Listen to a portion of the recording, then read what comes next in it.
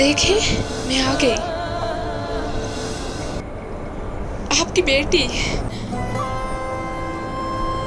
مامی نے آپ سے وعدہ کیا تھا،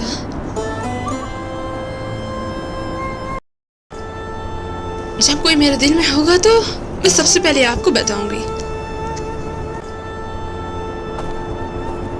دیکھیں میں نے اپنا وعدہ پورا کر دکھایا۔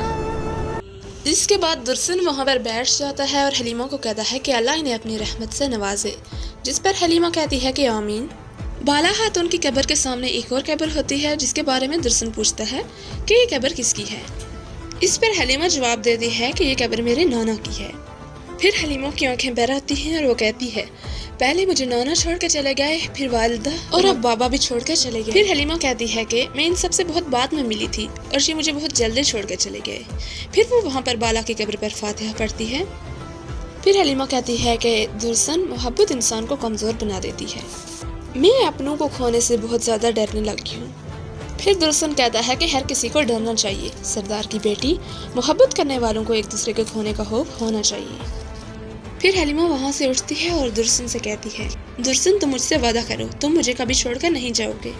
اس پر درسن کچھ سوچنے لگتا ہے تو حلیمہ کہتی ہے درسن تم کیا سوچنے لگی ہو؟ جس پر درسن کہتا ہے میں وعدہ کرتا ہوں میں تمہیں کبھی چھوڑ کر نہیں جاؤں گا۔ لیکن درسن دل ہی دل میں سوچتا ہے کہ تب کیا ہوگا جب اسے سچ معلوم ہوگا۔